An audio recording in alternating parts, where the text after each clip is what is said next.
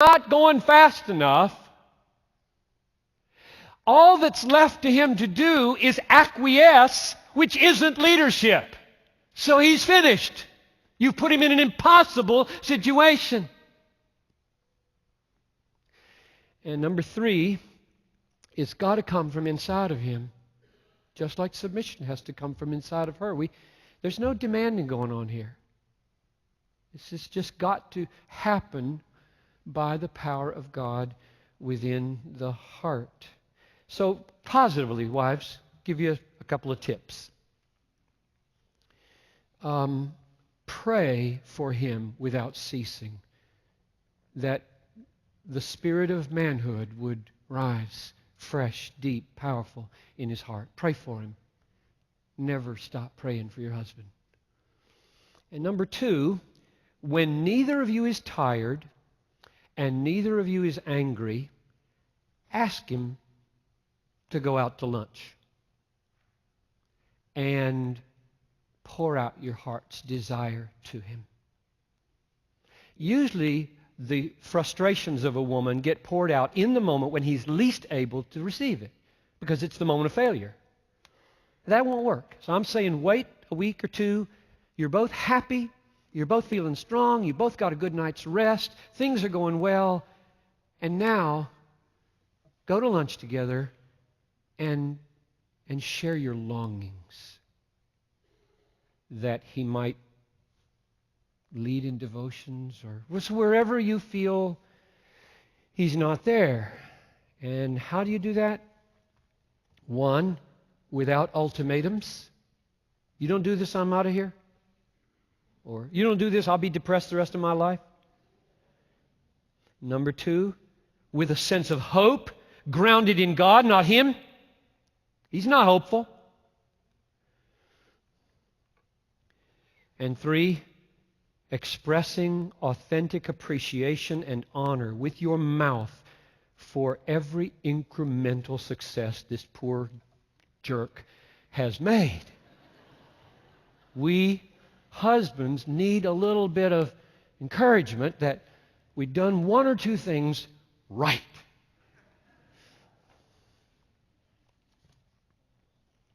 So there's the caution and there's the encouragement. Now we're going to do what I promised to do and spend the rest of our time on practical illustrations in these 4 areas of provision and protection, physical and spiritual. So here we go. Number 1, leadership in spiritual provision. Spiritual provision.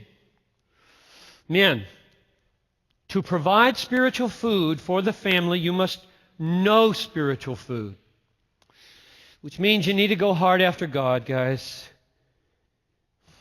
You can only lead spiritually if you're growing spiritually. He's pursuing, wanting more, reading your Bible and praying and growing in the knowledge and the love of God. If you feed your own soul, you'll have something to feed your children and your wife with. So very practically, gather the family for family devotions every day. And if you miss a day, don't panic. We miss days. But it's our goal, every day, family devotions. Call it whatever you want. Family prayers, family worship, family Bible time. Take the initiative to gather them. If you don't know what to do, ask a few brothers what they do. Or ask your wife what she would like to happen. That isn't so cataclysmic, is it? Ask your wife. Excuse me. My pocket. Okay. I'm sorry.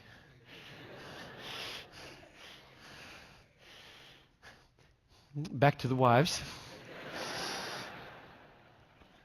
When I say headship is primarily, or the primary responsibility, I really am saying it that way because husbands and wives both have responsibility in this. I assume you caught that. When I say you have primary responsibility for these devotions, I don't mean you're the only person who does anything with regard to teaching this family or leading this family in spiritual life. I mean, take some initiative, and that may be simply, what do you think would work, honey? And then she set it up. Let me give you a concrete suggestion, guys, because Mary wanted me to do this. I'm going to do it, Mary, right here. One of the very concrete ways to nourish spiritually, provide spiritually, is to take some initiative to get your wife to the women's conference in May. So just say to her, do we need a babysitter? Does that cost something? Or how's this work? I would like you to go, and what do I need to do to make it happen? And that would be considered significant leadership, I think, by many wives. That's May 4 and 5. Do that, guys. Mark that one down as a concrete example. So enough. This is so simple and so obvious and yet so undone. Men, do this. Gather the family 2 minutes, 20 minutes. Do it for prayer and Bible reading. Number 2. Leadership in physical provision. So that was spiritual provision. What about physical provision? The husband bears the primary responsibility to put bread on the table. I believe that. I believe it's implied in Genesis 3. I believe it's implied here in this text. And again, the word primary is very important. Takes primary responsibility to see to it that that happens. Both husbands and wives, from time immemorial, have both always worked. Always. There's never been a culture in which husbands and wives have not worked, except ours, maybe. And it's weird when it happens here. A wife that just shops all day is strange.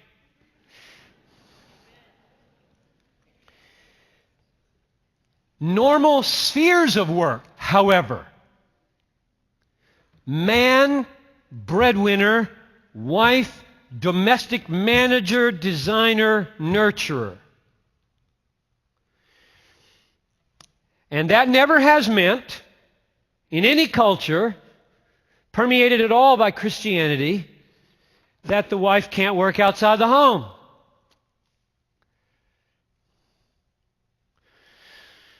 Doesn't mean that the husband can't bear some domestic responsibilities, like, yikes, that's below me. Vacuum, wash dishes, change diapers, that sort of thing. Or cut the grass, keep the car working, make sure the finances are running, whatever else might be involved. However, it does mean that a man compromises his own soul and sends the wrong message to his wife and children when he does not position himself as the one who lays down his life to put bread on the table. He may be disabled and not be able to do it. And his heart longs to do it. And he's a good man. And they both knew it. They'd like it to be otherwise. And he does what he can do.